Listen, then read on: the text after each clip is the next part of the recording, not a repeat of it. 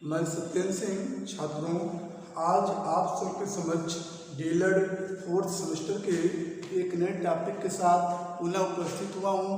जो हमारा आज का टॉपिक है शिक्षक अभिभावक संघ की अवधारणा या इसकी भूमिका। तो इस टॉपिक के तहत छात्रों मैं आज आप सबको क्षेत्र क्या इसके होते हैं, क्या स्कोप है शिक्षक अभिभावक संघ की अवधारणा में और इसके क्या उद्देश्य हैं, इसके क्या कार्य हैं, इसकी आवश्यकता क्या पड़ती है, तो इन सब के बारे में छात्रों आज हम आप सबको बताने का प्रयास करेंगे। तो सर्वप्रथम हमारा जो आज का टॉपिक है वो शिक्षक अभिभावक पहले संघ के बारे में मैं आपको रूबरू करा दूं कि शिक्षक अभिभावक संघ क्या है, कहाँ पर इसकी आवश्यकता पड़ती है, तो इसके बारे में मैं आपको डिस्कस करने वाला हूँ। तो अब देखिए आप लोग, शिक्षक अभिभावक संघ तो शिक्षा की गुणवत्ता को बेहतर बनाए रखने के लिए यहाँ पर अध्यापक एवं जो अभिभावक हैं उसकी भूमिका अत्यंत ही महत्वपूर्ण होता है।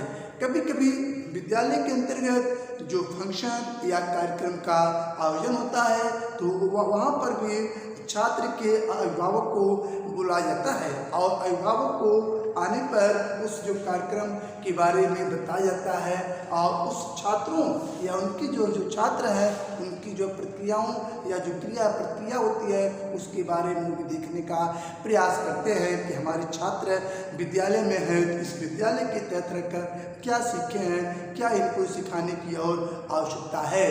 तो यही देखा जाए छात्रों, अगर हम शिक्षक अभिभावक संघ के बारे में देखें तो जो शिक्षक हमारा अभिभावक संघ है दोनों का एक विद्यालय के अंतर्गत होना अत्यंत ही आवश्यक होता है। अगर अध्यापक विद्यालय में गए न रहें तो अध्यापन या गुणवत्ता का कार्य छात्रों को देना संभव नहीं होता है।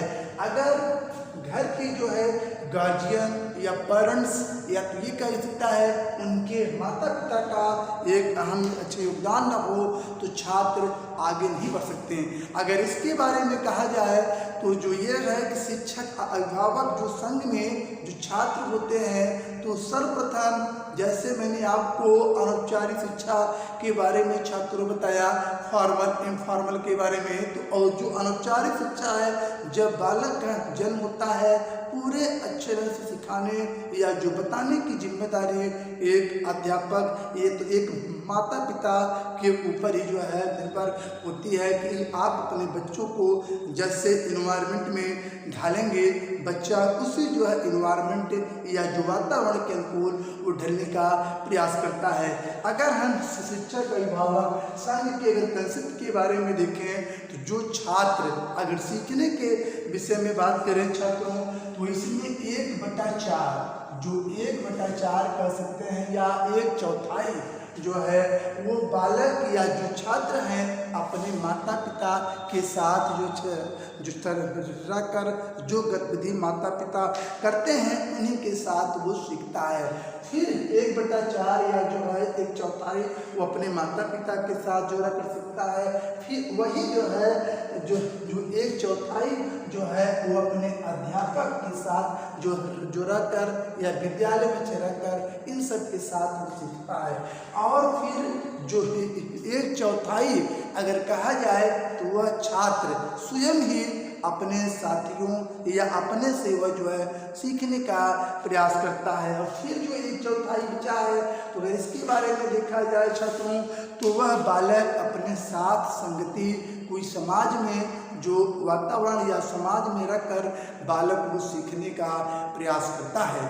तो अगर इसके बारे में देखें तो ये शिक्षक अभिभावक जो संघ की अवधारणा में अध्यापक एवं अभिभावक का एक महत्वपूर्ण योगदान होता है। अगर विद्यालय का जो इन्वायरमेंट है जो वातावरण है उसके अंतर्गत जो अगर अनुशासन है तो अनुशासन बनाए जो रखने में छात्र की एक अहम भूमिका होती है। तो इसी के साथ साथ जो अध्यापक होता है उनकी तो महत्वपूर्ण भूमिका होती ही है और इसी के साथ जो उस जो है उसके अभिभावक होते हैं छात्र की उनकी भी जो है एक महत्वपूर्ण या सराहनीय योगदान होता है शिक्षक अभिभावक संघ में।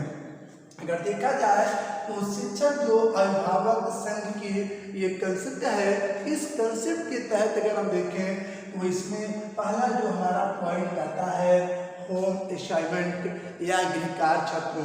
अगर शिक्षक के जो अभिभावक संघ की अगर अवधारणा में देखें तो इनमें पहला इसका स्कोप पड़ता है, इसका जो क्षेत्र है कहाँ तक सीमित है, कहाँ तक इसका क्षेत्र है। तो इसके क्षेत्र के बारे में अगर देखें तो इसमें आता है असाइनमेंट। तो जो असाइनमेंट है इनको हम गृह कार्य के नाम से छात्रों जानते हैं। जैसे अध्यापक जो है छात्रों को गृह कार्य देते हैं, तो गृह कार्य देने के बाद जो छात्र के अभिभावक या उनके जो माता पिता है उनकी जिम्मेदारी ये बनती है कि उनके जो गृह कार्य की ये पूर्ति कराने का कार्य करें। जाहिर सी बात है कि उनके जो गृह कार्य को ये कराने का भी कार्य पूरा करते हैं। तो ये जो है पेरेंट्स या जो छात्र के अभिभावक जो होते हैं उनकी जो जिम्मेदारी है कि जो है छात्र को गृह कार्य को पूरा कराएं। और गृह कार्य की बात जो है अगर देखा जाए तो आगे नंबर 2 पॉइंट है मध्याह्न भोजन। अगर इसके बारे में देखें तो इनको मिड डे मील के नाम से छात्रों इनको जाना जाता है, मध्याह्न भोजन। जैसा कि जो है मध्याह्न भोजन के विषय में बात करें तो जैसे छात्र विद्यालय पढ़ने के लिए आ रहे हैं, जैसे दोपहर का उनको खाना जैसे खाना है तो अध्यापक तो वहाँ के जो उनके गार्जियन है या जो छात्र के अभिभावक जो है उनकी यह जिम्मेदारी बनती है कि जो है दोपहर या मध्याह्न के लिए भोजन की वह व्यवस्था कर दे, जो टिफ़िन की भी उनके लिए व्यवस्था कर दें। जब लंच हो तो उसके बच्चे जो है विद्यालय में भोजन कर सकें। तो अगर इसके बारे में देखा जाए तो जो शिक्षक अभिभावक जो ये संघ है उसमें मध्याह्न जो भोजन है उसकी भी एक महत्वपूर्ण भूमिका होती है। या तो ऐसे कहा जाए कि जो शिक्षक अभिभावक संघ का प्रमुख क्षेत्र है मध्याह्न भोजन। इसके तहत मैंने बताया भी आपको जो अभिभावक होते हैं छात्रों को विद्यालय आते समय जो मध्याह्न भोजन की उन्हें व्यवस्था करते हैं। और इसी क्रम में देखें तो जो इनका एरियाज है, जो इनका क्षेत्र है, तो उसमें अगर इसी बात में देखें तो नंबर 2 पॉइंट जो हमारा था ये मध्याह्न भोजन। तो छात्रों जिनको हम कहते हैं मिड डे मील, अगर इसके विषय में बात करें तो ये जो है सरकार के द्वारा जो है चलाई गई जो है स्कीम या उत्तर प्रदेश की सरकार के माध्यम से ये चलाई गई प्रमुख स्कीम थी छात्रों। अगर इसके बारे में देखें इस कार्यक्रम को जो है 15 अगस्त 1995 को भारत जो है सरकार ये उत्तर प्रदेश की सरकार के माध्यम से जो है इस कार्यक्रम को संचालित किया गया था। लेकिन अगर इसी के बारे में देखें तो जो ये तो प्राथमिक स्तर पर इसको फैलाया गया था उत्तर प्रदेश सरकार के द्वारा, लेकिन जो है उच्च प्राथमिक स्तर पर इसको लाने में 2 साल लग गए। 2 साल इनको जो फैलाने में लग गए। 1997 में जो है मिड डे मील जो कार्यक्रम को उच्च प्राथमिक स्तर की जो है शिक्षाओं में जो है इनको आगे बढ़ाने का भी कार्य इसमें किया गया। तो अब देखें जो मैं आपको मिड डे मील या मध्याह्न भोजन के बारे में छात्रों बताया, फिर इसी क्रम में छात्रों जो आगे हमारा नंबर 3 है छात्र अनुशासन समस्याएं। अगर ये शिक्षक अभिभावक संघ की अगर भूमिका या अवधारणा में देखें इनका एक प्रमुख क्षेत्र ये भी है कि छात्र जो है अनुशासन की समस्याएं भी इनमें पाई गई है। अब देखें जैसे छात्र अनुशासन की क्या समस्याएं होती, जैसे कोई छात्र अध्यापक पढ़ा रहे हैं, छात्र बैठे हुए हैं, छात्र कुछ और कर रहे हैं, तो यही सब है कि अध्यापक को पढ़ाने के साथ साथ जो है छात्रों के अंदर जो अनुशासन की समस्याएं आती है, जो अध्यापक बार बार उनको समझाने का प्रयास करते हैं। तो ये सभी अगर देखा जाए तो ये भी शिक्षक एवं जो है अभिभावक का पूर्ण दायित्व है कि उनके जो छात्र अपने छात्र को अनुशासन की समस्याओं से दूर करा सकें। तो ये मैं आपको जो है छात्र अनुशासन की समस्याएं के बारे में बताया। फिर अगला जो हमारा पॉइंट आता है किशोर समस्याएं। तो अब इसके बारे में अब आप सब जान लीजिए कि किशोर समस्याएं होती क्या है। देखिए जो किशोर समस्याएं होती हैं इसको हम एडोलसेंस या किशोरावस्था एक नाम सुनेंगे, जो किशोरों की एक प्रमुख समस्या होती है। अगर देखें छात्रों कि जो किशोर है तो उनके बारे में पहले किशोरावस्था क्या चीज होता है इसके बारे में आप लोग जान लीजिए। देखिए छात्रों जो किशोरावस्था होती है यह अंग्रेजी के एडोलसेंस शब्द से इसकी उत्पत्ति मानी गई है। जो एडोलसेंस शब्द है यह जो है लैटिन के शब्द जो है एडोल्सियर से इसकी उत्पत्ति मानी गई है, जो किसका अर्थ होता है परिपक्वता की ओर आगे बढ़ने से होता है छात्रों। तो अब इसके बारे में देखें तो इसमें मैंने आपको शॉर्टली में जो है किशोरावस्था के बारे में बताया, लेकिन यहाँ पर जो है किशोर शब्द है।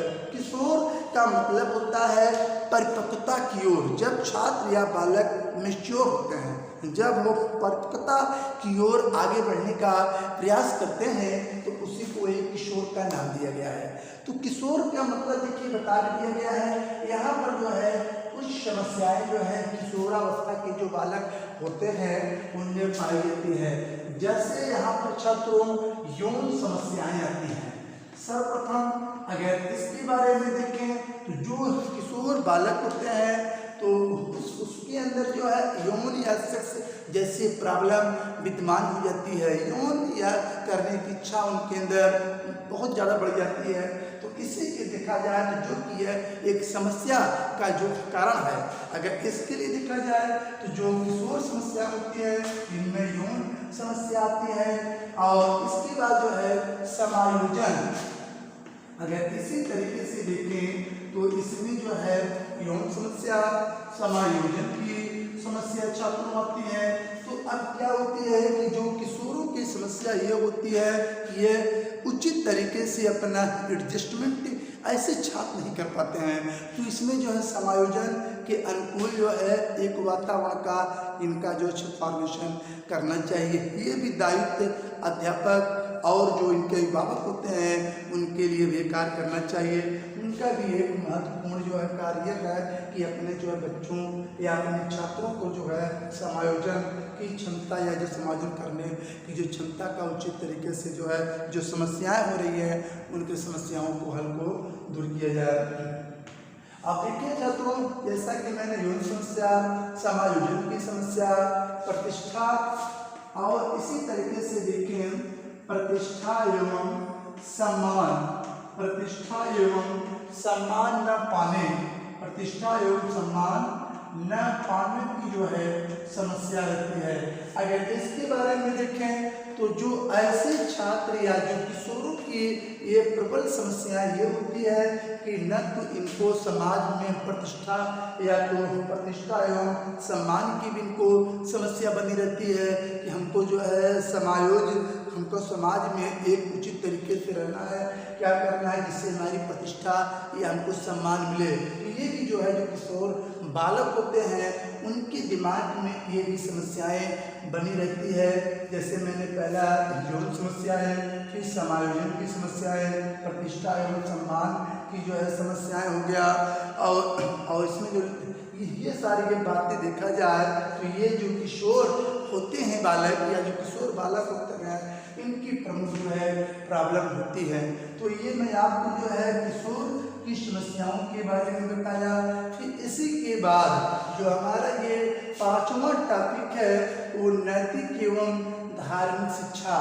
तो शिक्षक जो है अभिभावक संघ का जो मुख्य क्षेत्र या प्रमुख क्षेत्र है वो नैतिक एवं धार्मिक शिक्षा है कि वो अपने बच्चों को या अपने छात्रों को अध्यापक नैतिक एवं जो है धार्मिक रूप से जो शिक्षा उनको देनी चाहिए वो भी शिक्षा उनको उपलब्ध करानी चाहिए। तो जो नैतिक से एवं शिक्षा का मतलब जैसे आप लोग देखे होंगे जो छोटे बच्चों के लिए एक विषय चलता है नैतिक शिक्षा। तो जो मोरल जो अच्छी एजुकेशन होता है उसमें बालक के जो है नैतिक या मोरल के बारे में जानकारी दी जाती है, कैसे आप उठना है, कैसे बैठना है, कैसे समाज के प्रति आपके जो समाज में जो व्यक्ति हैं उनके साथ रहना है। तो सभी सारी बातों को जो है नैतिक जैसे विषयों या जो है या जो मोरल एजुकेशन जैसे विषयों में ये समाहित किया गया है। और इसी के साथ साथ जो है शिक्षक जो अभिभावक संघ की अखाड़ा में धार्मिक जो शिक्षा होती है उसकी भी एक महत्वपूर्ण भूमिका होती है। धार्मिक शिक्षा जो होती है किसी जो धर्म विशेष के तहत रहकर जो अध्यापक उनको शिक्षा प्रोवाइड करने का कार्य करता है या जो उनको शिक्षा देने का कार्य करता है, तो उसी शिक्षा को हम धार्मिक जो शिक्षा के नाम से जानते हैं। जैसे धार्मिक का मतलब किसी एक धर्म विशेष से, जैसे हिंदू, मुस्लिम, सिख, ईसाई जो धर्म है, तो ये धर्म के बारे में कि हिंदू धर्म में किसकी पूजा की जाती है, मुस्लिम में कैसे पूजा या जो उनकी जो है एजुकेशन की देने विषय में बातें की गई है। और जो फिर सिख है तो इन सब के बारे में जो शिक्षा देने का कार्य किया जाता है, छात्रों को जो बताने का कार्य किया जाता है, किसी जो धर्म से संदर्भित जो उनको शिक्षा देने का कार्य किया जाता है छात्रों, तो उन्हीं को हम जो है धार्मिक शिक्षा के नाम से उसको हम जानते हैं। तो ये तो हमारा जो है धार्मिक जो शिक्षा के बारे में आपको बताया। फिर इसी के साथ फिर आगे आता है विद्यालय विकास योजना। अगर इसके बारे में देखें तो ये भी जो है शिक्षक जो अभिभावक संघ की भूमिका है या जो अवधारणा है, इनकी अवधारणा में जो छठा पॉइंट है विद्यालय विकास की योजना। विद्यालय का विकास किस ढंग से किया जाए उनके लिए जो प्लान तैयार किया जाता है विद्यालय के अंतर्गत, उसी को जो है विद्यालय विकास की योजना करते हैं। जैसे आपको इसके बारे में देखें तो विद्यालय विकास की जो योजना, अब इसके बारे में देखें तो जैसे विद्यालय को अगर विद्यालय में जो अध्यापक पढ़ा रहे हैं, अगर अध्यापन गुणवत्ता को अच्छे ढंग से या गुणवत्ता प्रभावशाली बनाना है तो जो है सर्वप्रथम एक विद्यालय में मीटिंग का भी आयोजन किया जाए, या मीटिंग के तहत जैसे अगर कक्षा कार्य का जो प्रारंभ हो गया हो, अगर कक्षा कार्य का प्रारंभ हो गया है विद्यालय में, तो उनके लिए जो है पठन पाठन में एक समय सारणी का फॉर्मेशन करके अध्यापक को उचित तरीके से जो है अध्यापन कार्य करना चाहिए। ये भी विद्यालय विकास के एक योजना के तहत ये भी बातें आती हैं। आप देखें विद्यालय विकास के मतलब यह है कैसे हमारा विद्यालय विकास की ओर अग्रसर हो।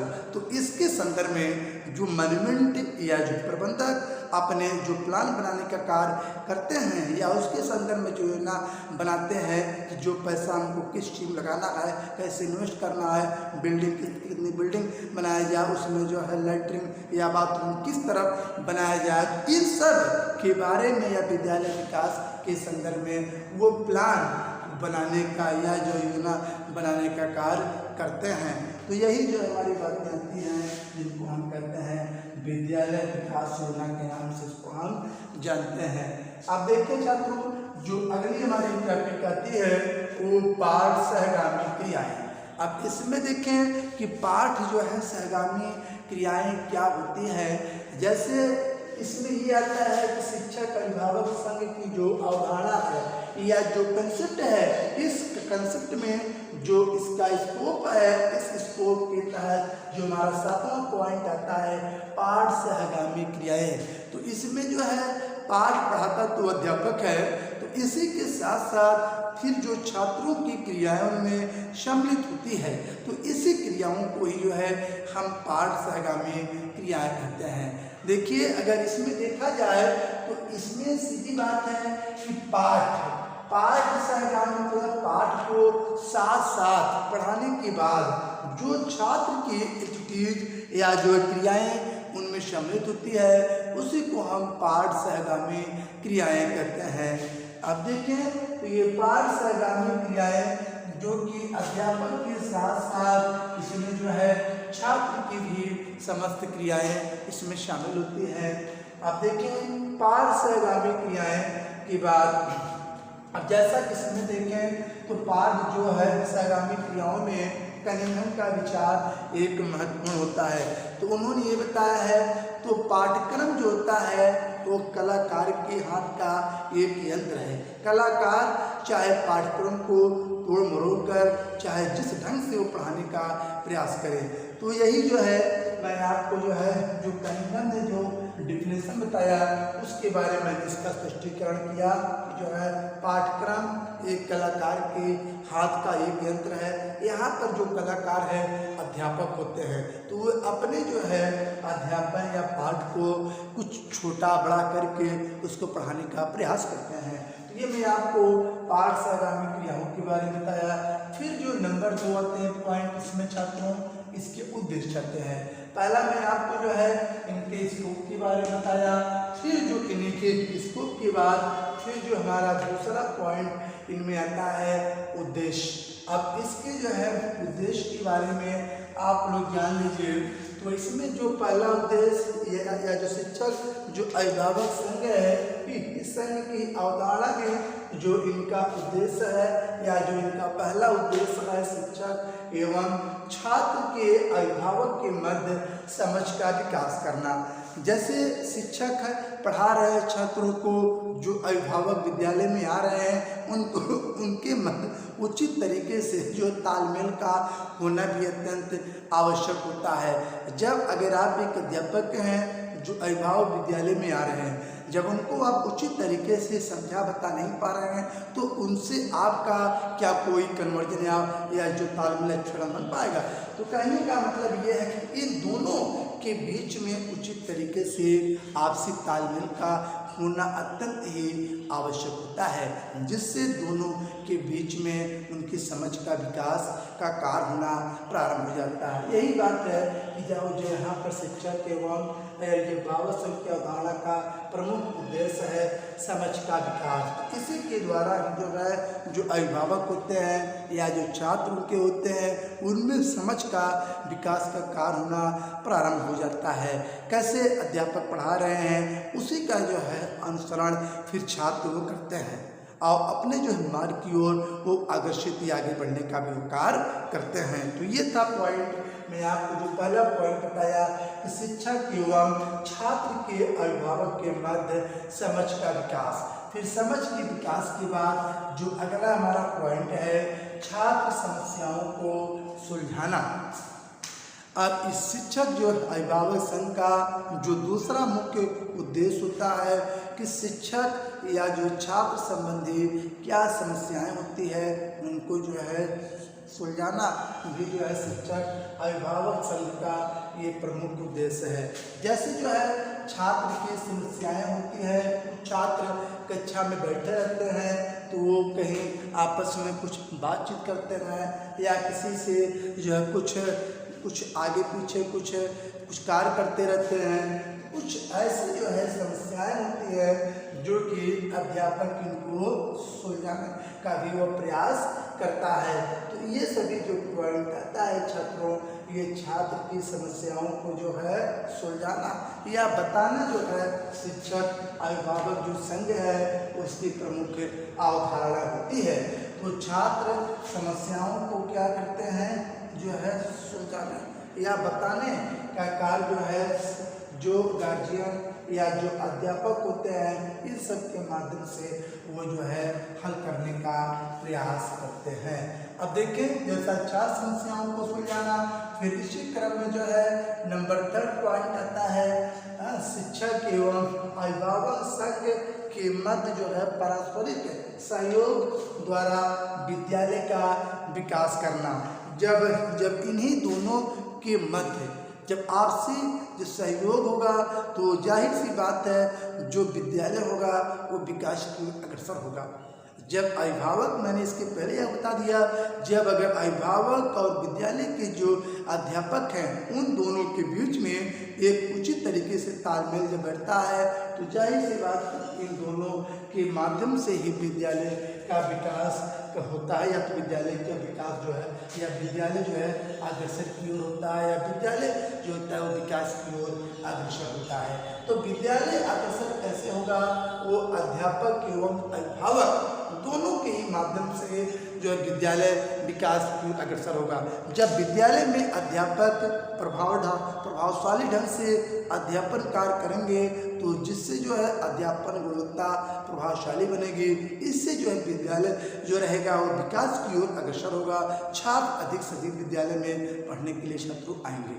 तो ये जो है इसी से जो है विद्यालय विकास की ओर अग्रसर होगा। यही पॉइंट है कि जो शिक्षक अभिभावक संघ की ये जो अवधारणा है, इस अवधारणा का जो नंबर 3 जो उद्देश्य आता है वो विद्यालय का विकास करना, किस ढंग से विद्यालय रन करे या डेवलपमेंट करे, ठीक है।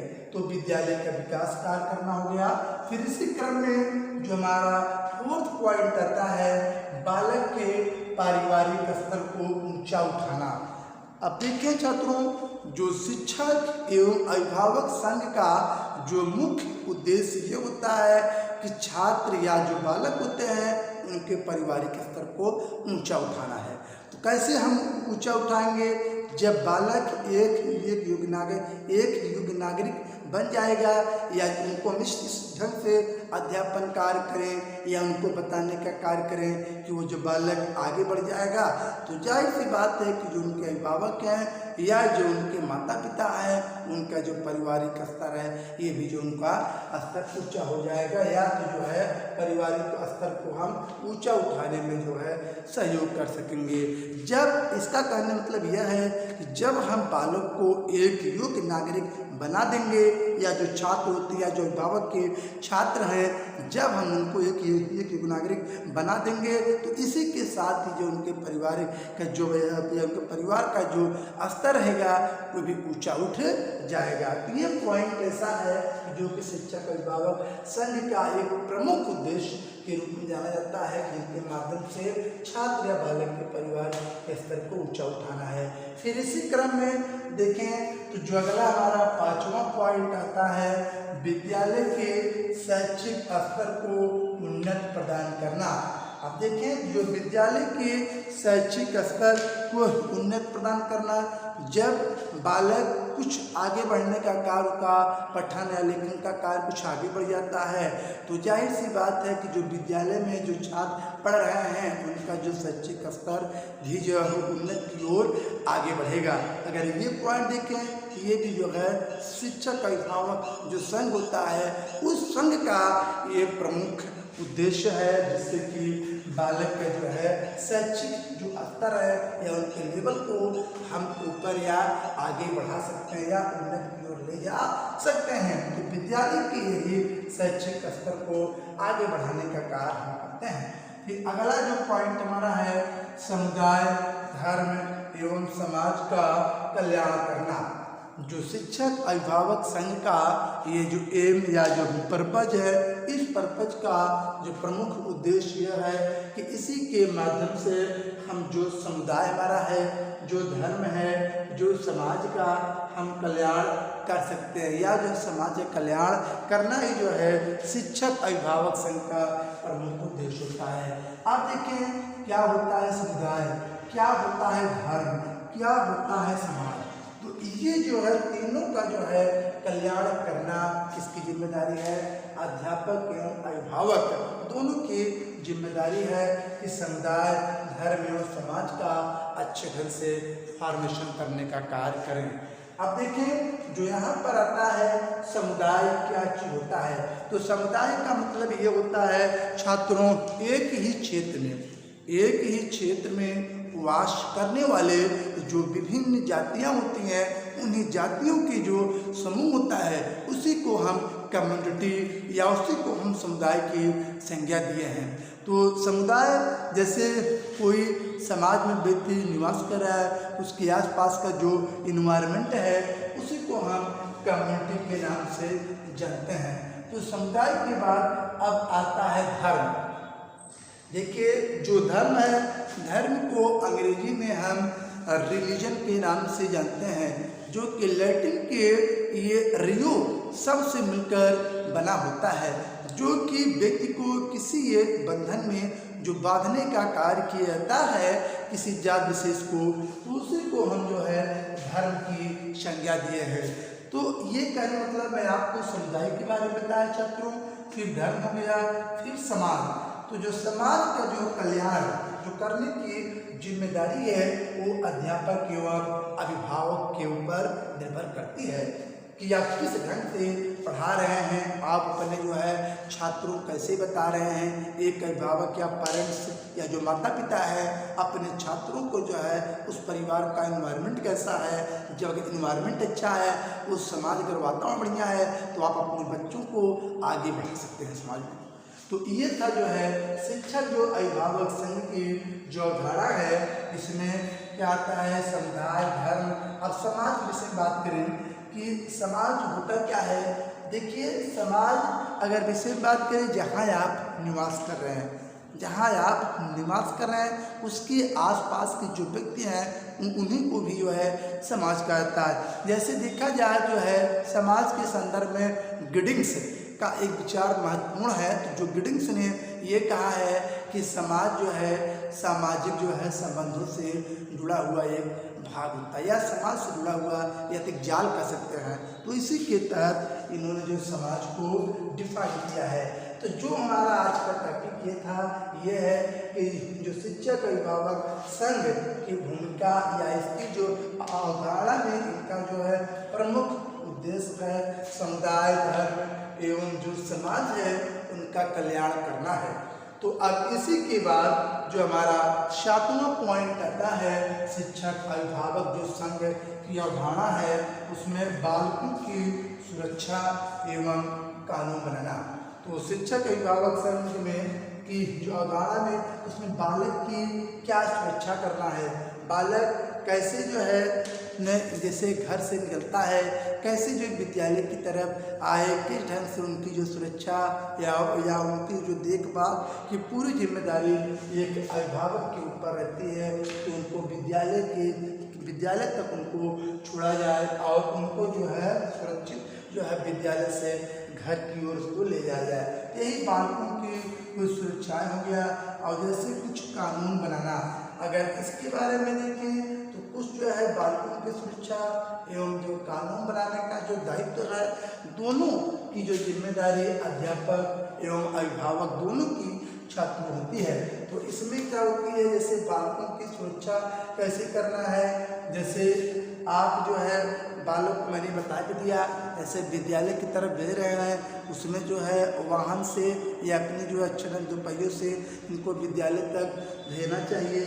फिर उनके लिए कुछ कानून बनाना कि आप जो है किस तरीके से कैसे चलना है, कैसे आना है, सड़क के बाईं तरफ जो जाते समय जाना चाहिए, फिर वापसी दाएं, इस तरीके से या फिर जो कुछ उनको बताने का कार्य या कानून के विषय में उनको बताया जाता है। इससे जो सड़क सुरक्षा जो कार्यक्रम है उसके बारे में जो बताने का कार्य किया जाता है, वह जो है अध्यापक एवं अभिभावक संघ को एक मजबूती प्रदान करने का कार्य करता है। अब देखें तो कुछ कानून बालकों की सुरक्षा के लिए, या जैसे मैं आपको बताया कि बालक को पढ़ने लिखने के लिए जैसे 14 वर्ष से कम आयु की, जैसे मैंने आपको बताया था प्रारंभ में ही कि 14 वर्ष की आयु के जो बालक हैं उनको जो है किसी कारखाने या कंपनी या तो जो हमारा ये आर्टिकल है छात्रों 24 आर्टिकल में ये कहता है कि जो बालक 14 या 14 वर्ष से कम आयु के बालक हैं उनको आप किसी फैक्ट्री या कारखाने में नहीं रख सकते हैं। ये बालकों की जो है सुरक्षा के लिए बनाया गया एक कार्यक्रम था या एक कह सकते हैं कानून था। और इसी तरीके से देखें तो यही जो है आर्टिकल 24 के तहत ये जो है 6 से जो 14 वर्ष की आयु के बालक हैं उनके बारे में छात्रों को बताया गया कि उनको आप किसी फैक्ट्री में नहीं लगा सकते हैं। और इसी तरीके से जो है एक और जो है आर्टिकल नंबर जो है 23 जो कि है मूल अधिकार के तहत ये बातें ये भी आती हैं, जो कि क्रय विक्रय पर रोक जो लगाने से ये जो है आर्टिकल प्रारंभ होता है कि आप छात्रों को किसी भी छात्र को आप क्रय विक्रय नहीं कर सकते हैं।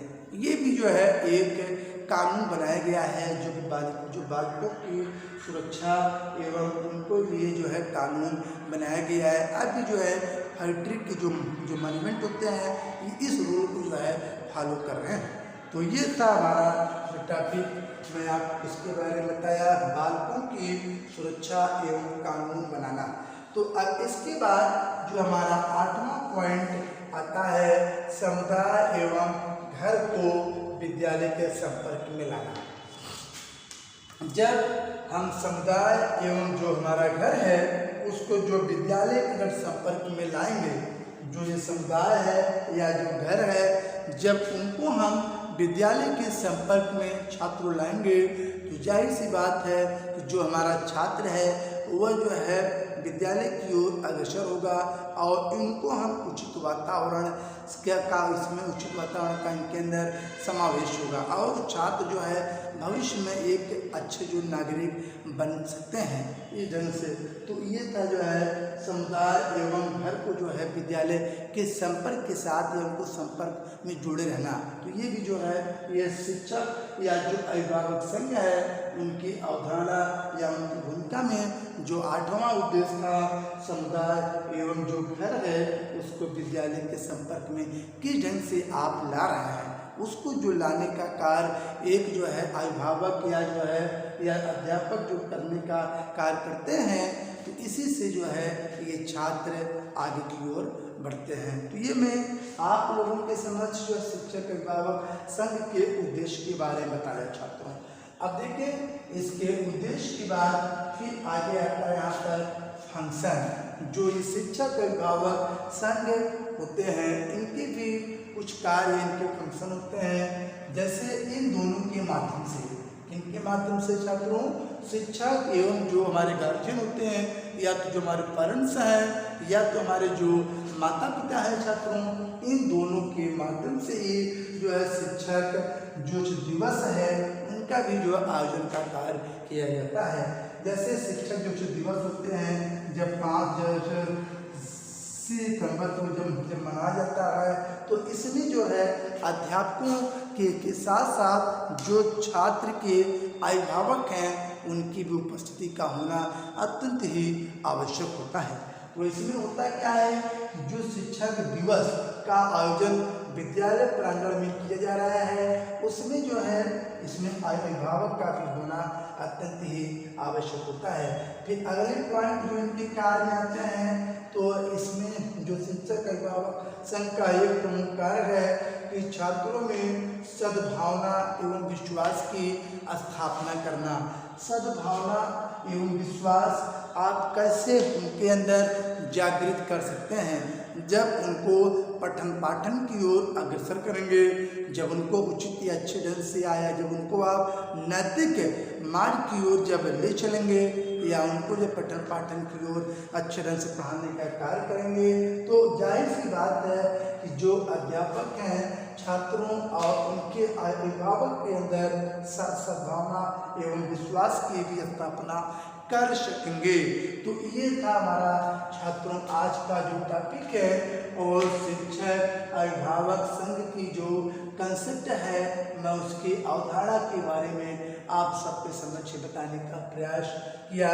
फिर हम छात्रों मिलेंगे किसी एक नए टॉपिक के साथ। छात्रों जय हिंद।